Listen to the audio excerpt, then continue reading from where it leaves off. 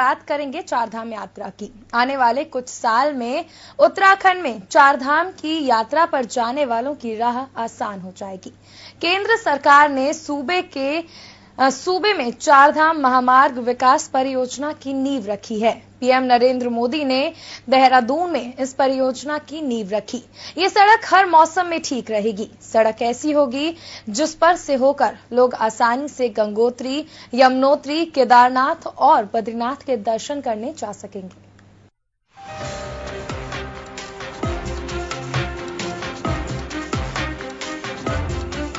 PM Narendra Modi ने अपने सरकार की महत्वाकांक्षी चारधाम राज्य विकास परियोजना की शुरुआत कर दी है। इसके तहत मौजूदा राज्य मार्गों का कम से कम 10 मीटर तक चौड़ीकरण, 13 बाईपास निर्माण, 2 सुरंग और 25 बड़े पुल बनाए जाने हैं। चारधाम राज्य मार्ग विकास कार्यक्रम के तहत कुल 900 किलोमीटर सड़क बनाई जाएगी। उत्तराखंड के हिम शिखरों के बीच बसे चारधाम केदारनाथ, बद्रीनाथ, गंगोत्री और यमुनोत्री को जाने वाली मौजूदा सड़कों में भूस्खलन, अंधे मोड़, सैकड़ों दुर्घटना स्थल से यात्रियों को 2-4 होना पड़ता है। हर साल लाखों की तादाद में तीर्थयात्री और देशी विदेशी पर्यटक चारधाम और सिखों के पवित्र स्थल हेमकुंड साहब और फूलों की घाटी का दीदार करने आते हैं। यात्रा के दौरान उन्हें तमाम मुश्किलों का सामना करना पड़ता है। बारिश के मौसम में तो यात्रा खतरनाक भी हो जाती है। सभी मौसम में यात्राओं को सुरक्षित और आसान बनाने के लिए केंद्रीय परिवहन मंत्री नितिन गडकरी के नेतृत्व में परिवहन मंत्रालय ने 12,000 करोड़ की लागत से चारधाम राजमार्ग विकास परियोजना बनाई है। इस प्रोजेक्ट के जरिए कहीं न कहीं पीएम मोदी एक तरफ चुनावी तीर चलाना चाहते हैं, तो वहीं दूसरी ओर हरीश रावत इसे अपने हाथ से निकलता हुआ एक मौका समझ रहे हैं। बता दें कि 2013 में आई आपदा ने प्रदेश की आर्थिक स्थिति को तोड़ कर रख दिया है। इसे चुनाव के लिए सबसे महत्वपूर्ण मानते हुए उत्तराखंड के मुख्यमंत्री हरीश रावत ने केदारनाथ धाम की यात्रा सुचारू करने के लिए दिन रात एक कर दिए थे, लेकिन उनके दांव पर बीजेपी की केंद्र सरकार का दांव अब भारी पड़ता दिख रहा है। चारधाम का उत्तराखंड में काफी महत्व है। यात्रा के दौरान काफी लोगों की आजीविका भी चलती है। ऐसे में परियोजना की शुरुआत से 2017 के विधानसभा चुनाव में बीजेपी को एक और उपलब्धि प्रदेश की जनता के सामने लाने का मौका मिल जाएगा। वहीं कांग्रेस के लिए इसकी काट ढूंढना लोहे के चने चबाने जैसा होगा। ब्यूरो रिपोर्ट, हिंदी खबर। तो पीएम मोदी ने चारधाम की राह को आसान कर दिया है। चारधाम यात्रा जो काफी महत्वपूर्ण मानी जाती है उत्तराखंड में, उसके लिए वो जो तमाम समस्याएं होती थी सड़कों को लेकर, उन पर अब जल्द ही आम जनता को सुविधाएं मिलने वाली हैं। इस खबर पर ज्यादा जानकारी के लिए जुड़ रहे हैं हमारे संवाददाता राजेश वर्मा। राजेश, पीएम मोदी ने एक बड़ी सौगात दी है, उत्तराखंड को शिलान्यास किया है चारधाम यात्रा की सड़कों का, क्या कुछ जानकारी है? बिल्कुल चारुल, मैं बताना चाहूंगा, आज प्रधानमंत्री नरेंद्र मोदी ने जो देहरादून में एक जनसभा की है, उससे पहले उनका कार्यक्रम वहां पर जो ऑल रोड वेदर का शिलान्यास करना था, उसके बाद उन्होंने जनसभा की है। और एक बड़ी पहल जो है वो उत्तराखंड वासियों के लिए कहा जा सकता है ऑल रोड वेदर, क्योंकि जो तमाम जिस समय यहाँ पर बरसात का समय आता है या नदियां जो है उफान होती है, तो रोड जो है लंबी मीटर्स के हिसाब से बिल्कुल कट जाती है, अपना संपर्क टूट जाता है उनका। और जो यात्री हैं वो काफी इससे परेशान, अभी तक का जो रिकॉर्ड रहा है, काफी परेशान रहते थे, क्योंकि 2-2 दिन के लिए, 3-3 दिन के लिए जो रास्ता है वो लैंडस्लाइड की वजह से वो रुक जाता था और यात्रियों को वहीं बीच रास्ते में रुकना पड़ता था। तो अब जो आश्वासन जो प्रधानमंत्री ने आज आकर दिया है उत्तराखंड वासियों को, वो कहीं ना कहीं एक बहुत बड़ी शुरुआत जो है उत्तराखंड के लिए मानी जा सकती है, क्योंकि जो सड़क जो बनाई राजेश, आप हमारे साथ बने रहिए। हमारे साथ बीजेपी नेता मुन्ना सिंह चौहान जुड़े हैं। मुन्ना जी, बहुत बहुत स्वागत है हिंदी खबर में। आज पीएम मोदी ने बड़ी सौगात दी है उत्तराखंड को, इसके बारे में क्या कुछ कहेंगे? चारू, देखिए, यदि मैं ऑल वेदर रोड की बात करूं जी, ऑल वेदर रोड के बारे में मैं ये कहूंगा कि आज a vision is translated into reality. जी, ऑल वेदर रोड एक दृष्टिकोण था, एक इस प्रकार से कनेक्टिविटी, ट्रांसपोर्टेशन के एक ऐसा इंफ्रास्ट्रक्चर जिसमें जो नेचर की वैगरीज है, नेचर की एडवर्सिटीज है, वो हमारे मार्ग को अवरुद्ध ना करें। उत्तराखंड के भूभाग को जो लोग जानते हैं, ये मध्य हिमालय क्षेत्र है और यहाँ पर तमाम सारा हिमालय के बारे में कहा जाता है कि अभी भी फॉर्मेटिव स्टेज में है। ये एक प्रकार से ऐसा पहाड़ है जो अभी भी बन रहा है कुदरत के हिसाब से।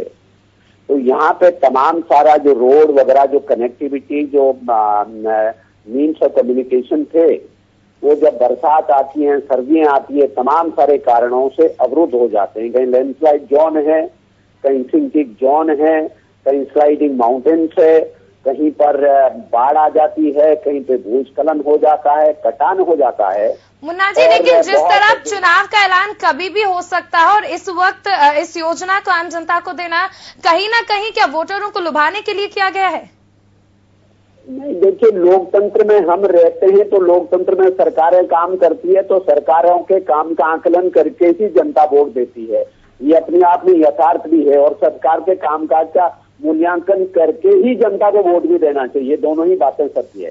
लेकिन मुन्ना जी, समय तो बहुत पहले से था, फिर अभी सिर्फ चुनाव से पहले ही क्यों? क्योंकि कभी भी आचार संहिता लग सकती है, चुनाव का ऐलान हो सकता है। ऐसे में चुनाव से जस्ट पहले कहीं ना कहीं ये जो चुनावी लॉलीपॉप दी जा रही है, जनता को खींचने की कोशिश की जा रही है, कहीं ना कहीं लगता नहीं कि राजनीति को देखते किया गया ये निर्णय?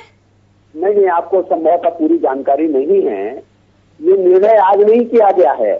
इसमें 3000 करोड़ रुपए की तो निविदाएं आमंत्रित हो चुकी है पहले ही जी। इसका केवल शिलान्यास आज किया गया। 3000 करोड़ रुपए की तो निविदाएं आमंत्रित हो चुकी है, जो जारी हो चुकी है, और इसके बाद ये 12000 करोड़ रुपए का तो फेजिंग में होगा जाहिर तौर पर। 2020 इसके लिए टाइमलाइन तय की गई है और इसमें आपको मालूम होगा 145 के करीब तो पार्किंग जोन्स बनते हैं। मुन्ना जी, क्या क्या सेवाएं होती हैं, जनता को क्या क्या सेवाएं दी जाती हैं? पहले से भले किया जाता है, शायद इन चीजों को रोक के रखा जाता है ताकि आम जनता ये चीजें ध्यान रखें कि आखिर के वक्त में क्या क्या चुनावी लॉलीपॉप दी गई थी जनता को। हिंदी खबर से बात करने के लिए बहुत बहुत शुक्रिया। कांग्रेस नेता गोपाल नार्सन हमारे साथ हैं। गोपाल जी, बहुत बहुत स्वागत है हिंदी खबर में। आज केंद्र सरकार ने एक बड़ा तोहफा देने की कोशिश की आम जनता को, आप किस नजर से देखते हैं इसे? देखिए, हम हालांकि प्रधानमंत्री जी का स्वागत कर रहे हैं उत्तराखंड में, वो आए हैं लेकिन बहुत देर से आए हैं जी। हम जब उनसे मांग रहे थे, उत्तराखंड आप प्राकृतिक आपदा से जूझ रहा था जिस वक्त, साथ साथ जो अर्धकुंभ हुआ है उसके लिए पैसा मांगा हमने, तब इन्होंने नहीं दिया। चारधाम यात्रा हुई तब इन्होंने कोई पैसा नहीं दिया। और जो अब ये आ रहे हैं, जो घोषणा कर रहे हैं, ये ऐसी घोषणा ना हो जाए जैसे बिहार में किया था इन्होंने जी। बिहार में जो इन्होंने लंबा चौड़ा लाखों करोड़ रुपए का पैकेज की बात करी थी, वहाँ 1 रुपया इन्होंने नहीं दिया। तो कोई ऐसा हमारे साथ धोखा ना हो जाए, हमको ये डर है। दूसरे, जो इन्होंने अभी नाम बदला है दोबारा, बैकफुट पर ये भाजपा इस मामले में, इन्होंने ऑल वेदर रोड नाम रखा था इसका। ऑल वेदर रोड यानी उत्तराखंड की सभी सड़कें खराब है इसका मतलब, जबकि उत्तराखंड की सड़कें अन्य राज्यों से कहीं बेहतर है, बहुत अच्छी सड़कें हैं। और हमारी चारधाम यात्रा जो सफल रही है, अर्धकुंभ जो सफल रहा है, वो इन सड़कों के कारण ही हुआ है। लेकिन प्रधानमंत्री जी के इस मिशन के कारण, गोपाल जी, क्या आपको लगता है कि जिस तरह केंद्र सरकार ने इस वक्त ये योजना का शिलान्यास किया है, क्या ये सिर्फ और सिर्फ चुनावी लॉलीपॉप है? बिल्कुल बिल्कुल, मैं कहता हूँ चुनावी लॉलीपॉप ही है ये। फिर कांग्रेस का क्या? फिर कांग्रेस भी तो लगातार इसी वक्त जो तमाम योजनाओं का शिलान्यास कर रही है, उसे किस नजर से देखेंगे? नहीं, देखिए, हमारा सतत विकास चल रहा है ना लगातार। मतलब गोपाल जी, सीधे लफ्जों में से कहा जा सकता है कि अगर कांग्रेस कर रही है तो विकास है। गोपाल जी, कांग्रेस कर रही है तो विकास है, और अगर केंद्र सरकार कर रही है तो चुनावी लॉलीपॉप है, जिस तरह अभी आपने माना इस चीज को। मैं निवेदन कर दूं कि लगातार सतत विकास। आप देखिए ना, जब से हरीश रावत सरकार सत्तारूढ़ हुई है, तभी से उसी दिन से विकास हुआ है। अब चारधाम यात्रा सफल हुई है, वो हरीश रावत सरकार की देन है। जो अर्धकुंभ सफल रहा है, वो हरीश रावत सरकार की देन है। उत्तराखंड के अंदर हमने 10,000 सड़कें बनवाई हैं। हमने बिजली की समस्या 24 घंटे बिजली हम अवेलेबल करा रहे हैं। नार्सन जी, विकास तो किया है, लेकिन विकास तो किया है, लेकिन अगर बात की जाए तो कर्जा भी काफी हो गया है उत्तराखंड पर। उत्तराखंड सरकार के पास कर्जा काफी हो चुका है और ऐसे में भी लगातार योजनाओं का शिलान्यास किया जा रहा है। केंद्र सरकार को कहीं दिखाना तो नहीं चाह रहे आम जनता की केंद्र सरकार की तरफ से प्रोत्साहन नहीं मिल रहा, राशि नहीं मिल रही? नहीं, जहाँ तक कर्ज की बात है उसका कारण यह है कि जो विकास में जो पहले हमारी मदद मिलती थी, केंद्र सरकार जो मदद देता था आर्थिक मदद, वो 90-10 की होती थी।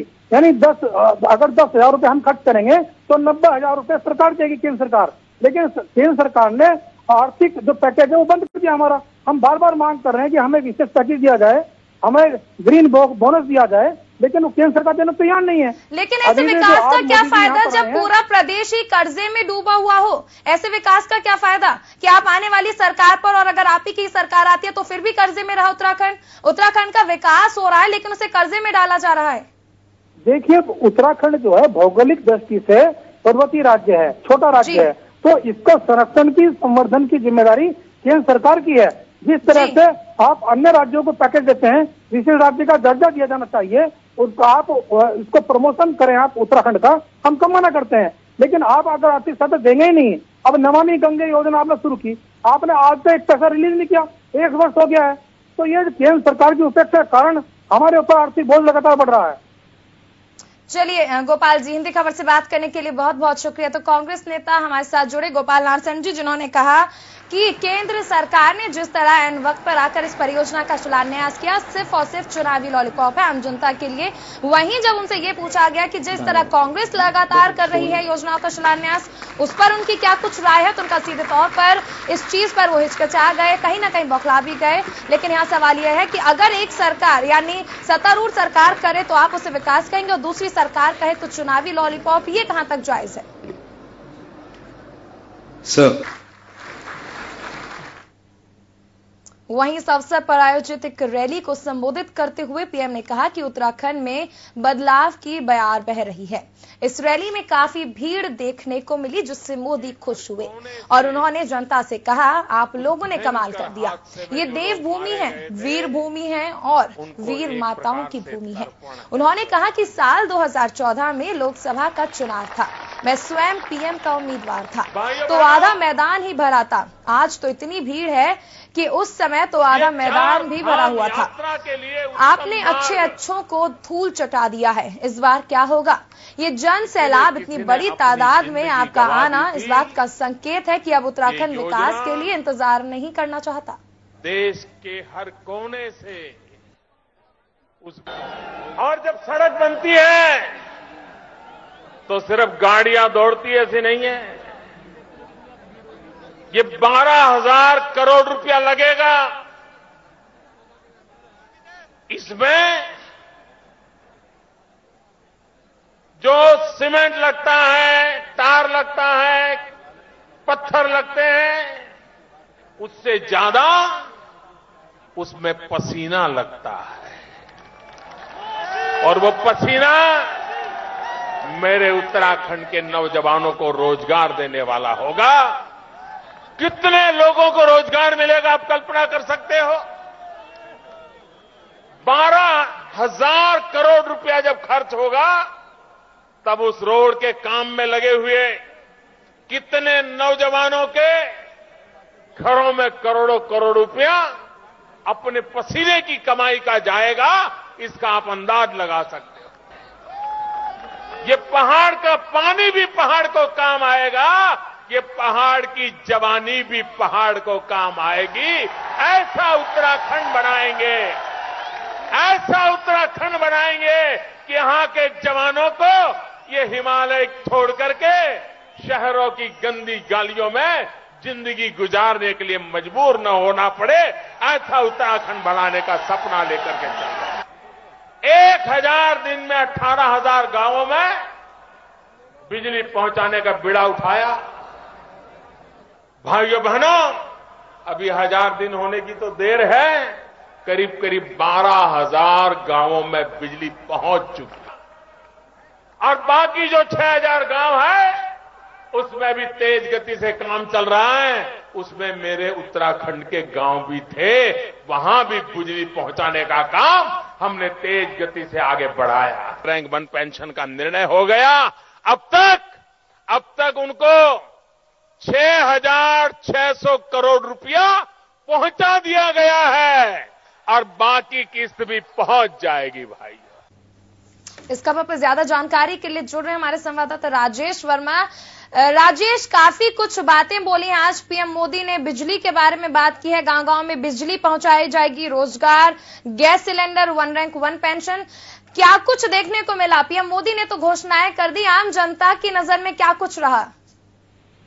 बिल्कुल चारुल, मैं बताना चाहूंगा क्योंकि जिस तरह की घोषणाएं जो है प्रधानमंत्री आज मंच से देकर के गए हैं, तो कहीं ना कहीं एक उत्तराखंड में एक लहर जिसको कहा जा सकता है, जो जनता वहां पर ग्राउंड में मौजूद थी, लगभग 30 से 35 हजार की कैपेसिटी जो है वो वहां पर बिल्कुल खचाखच मैदान जो भरा पड़ा था, उनमें कहीं ना कहीं एक लहर थी, कहीं ना कहीं एक उम्मीद थी मोदी से कि शायद वो उत्तराखंड के लिए कुछ देंगे। लेकिन उन्होंने इतनी बातें करी हैं, इतनी घोषणाएं भी करी हैं और ऑल वेदर रोड्स के लिए बाकायदा उन्होंने जो पहाड़ की जनता को एक रोजगार मिलेगा उसका एक आश्वासन जो है वो उन्होंने दिया है। और जो बिजली से त्रस्त है कई गांव जो दूर दराज में जहां पर बिजली के खंभे तक नहीं लगे हैं, वहां पर बिजली पहुंचाने का एक जो उन्होंने संकल्प है वो यहाँ की उत्तराखंड की जनता को दिया है। तो कहीं ना कहीं एक बहुत बड़ा एक पहल कहा जा सकता है। तमाम मुद्दे उत्तराखंड की बात की जाए तो आम जनता की दुखती नस पे हाथ रखने की कोशिश की है पीएम मोदी ने, क्योंकि हम जानते हैं कि रोजगार की ज्यादा व्यवस्था नहीं है उत्तराखंड में,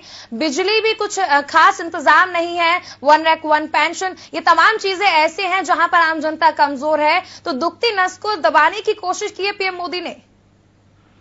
बिल्कुल चारू, ये कहा जा सकता है क्योंकि अभी फिलहाल जो एक स्टंट है, एक पार्टी का मोटिव है, वो अभी 2017 के चुनाव है उसको कहीं ना कहीं एक ज्यादा से ज्यादा सीटें जो है पहाड़ की जनता से खींचने का मकसद है। तो एक चाहे वो इस समय केंद्र में मौजूद भाजपा की सरकार हो और उनका यही साफ तौर पे एक चैलेंज भरा एक मैसेज भी था कि जो यहाँ की जो जनता है वो एक बार दोबारा जो है यहाँ पर बीजेपी को मौका दे, जो केंद्र से सुविधाएं मिलती हैं वो डायरेक्ट यहाँ पर मिले, उत्तराखंड सरकार को मिले। जो आने वाले जो उत्तराखंड के दुख भरे दिन जो चले गए हैं, तमाम जानकारी को दर्शकों तक पहुंचाने के लिए बहुत बहुत शुक्रिया।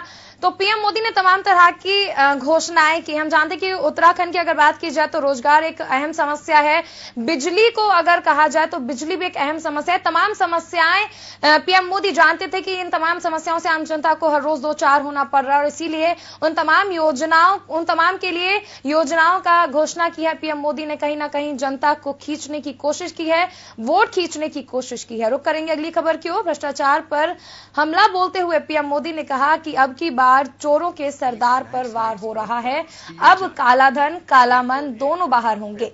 पीएम मोदी ने कहा कि आपने मुझे कुछ करने के लिए प्रधानमंत्री बनाया, रिबन काटने के लिए नहीं। प्रधानमंत्री के रूप में मैंने चौकीदार का काम किया है, अब मैं चौकीदारी कर रहा हूं तो कुछ लोगों को तकलीफ हो रही है। उत्तराखंड के स्कूटर घोटाले पर वार करते हुए पीएम ने कहा, इंसान पैसे खाता है ये तो हमने सुना था, लेकिन उत्तराखंड में तो स्कूटर भी पैसे खा जाता है। उत्तराखंड में तो स्कूटर भी चोरी करता है। यहां 5 लीटर की टंकी वाले स्कूटर में 35 लीटर पेट्रोल भरवाया गया। इसी दुराचार भ्रष्टाचार ने भारत जैसे सोने की चिड़िया को बर्बाद किया है। इसीलिए मुझे आपका साथ चाहिए, ये लूट खसूट बंद होनी चाहिए। 38 लैंडस्लाइड्स। भाइयों बहनों, इंसान पैसे खाता है ये तो हमने सुना था, इंसान पैसे मार लेता है वो भी सुना था, लेकिन उत्तराखंड में तो स्कूटर भी पैसे खा जाता है। हमने अखबार में पढ़ा था कि जिस स्कूटर में 5 लीटर की टंकी होती है वो 35 लीटर पेट्रोल खाता है। बताइए चोरों को कहां कहां पकड़ेंगे भाई, कहां कहां पकड़ेंगे।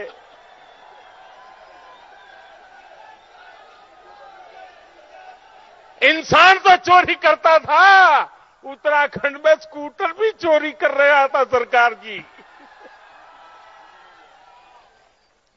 भाइयों बहनों,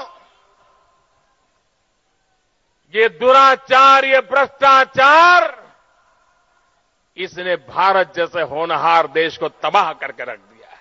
सोना की चिड़िया कहा जाता था मेरा देश, उसको हम ही लोगों ने लूटा है, हमने इसको बचाना है। और इसलिए भाइयों बहनों, मुझे आपका साथ चाहिए, आपका आशीर्वाद चाहिए। इंटरव्यू लाने वाला बैठता है, वो आता है, अच्छा चलो आगे निकलो, आगे निकलो, हो गया क्या इंटरव्यू? यही चलता था। और फिर जो पैसे देता था उसको नौकरी दे दी जाती थी। मेरे प्यारे भाइयों बहनों, मेरी भ्रष्टाचार के खिलाफ लड़ाई उसमें है। हमने फैसला कर लिया, सरकार, भारत सरकार में वर्ग 3 और वर्ग 4 में अब इंटरव्यू नहीं किया जाएगा, भ्रष्टाचार खत्म किया जाएगा। मेरिट के आधार पर जिसका भी मेरिट होगा उसको नौकरी अपने आप मिल जाएगी, कोई जान पहचान की जरूरत नहीं होगी। अब हमारी तो लड़ाई ऐसी है, हम नोट घर में जमा करने वालों के खिलाफ लड़ाई लड़ रहे हैं। नोटे कपबोर्ड में भर भर करके बैठे थे, बिस्तर के नीचे रखते थे, उस पर सोते थे। बताओ, ये पैसा गरीब का है कि नहीं है? ये गरीब का पैसा लूटा गया कि नहीं लूटा गया? ये पैसा देश के खजाने में वापस आना चाहिए कि नहीं आना चाहिए? और इसलिए भाइयों बहनों, 1000 और 500 का नोट बंद करके अच्छों के कपबोर्ड खोल दिए हमने। लेकिन बेईमानों की आदत जाती नहीं, उनके ब्लड में ही बेईमानी घुस गई है। तो उन्होंने क्या सोचा, अच्छा मोदी ने 1000 और 500 की नोटें बंद कर दी, अब मोदी को हम दिखाते हैं। पिछले रास्ते से नोट बदलने में लग गए। उनको लगता था मोदी को दिखता नहीं है। लेकिन भाइयों बहनों, उन बेईमानों को पता नहीं था कि हमें पूरी जानकारी है कि बेईमान क्या करेंगे। और आज रोज पकड़े जा रहे कि नहीं पकड़े जा रहे? नोटों के ढेर, सोने के ढेर आ रहे कि नहीं आ रहे? सबका पसीना छूट रहा है। तो नोटबंदी के मुद्दे पर पीएम मोदी ने आम जनता को लुभाने की पूरी कोशिश की है। और बुलेटिन में अभी रुक कर रहे हैं बड़ी खबर का। दिल्ली से आ रही है इस वक्त की बड़ी खबर। सीएम हरीश रावत ने सरकारी बंगला खाली कर दिया है। बड़ी खबर हम आपको दिखा रहे हैं, दिल्ली से आ रही है, जहां सीएम हरीश रावत ने अपना सरकारी बंगला खाली कर दिया है। कोर्ट ने सीएम हरीश रावत की याचिका को भी खारिज कर दिया था। आपको बता दें कि केंद्रीय राज्य मंत्री रहते हुए सीएम हरीश रावत को ये बंगला मिला था। बड़ी खबर दिल्ली से हम आपको दिखा रहे हैं, सीएम हरीश रावत ने सरकारी बंगला खाली कर दिया है। दिल्ली, आपको बता दें कि केंद्रीय राज्य मंत्री जिस वक्त वो थे, उस वक्त उन्हें ये बंगला दिया गया था दिल्ली में, जिसमें वो रहते थे। वहीं आपको बता दें कि देहरादून उनका जो सीएम आवास है वो अभी तक उनके पास है, लेकिन दिल्ली में जो उन्हें सरकारी बंगला मिला हुआ था वो उन्होंने खाली कर दिया है। कोर्ट ने सीएम हरीश रावत की याचिका को भी इस पर खारिज कर दिया था।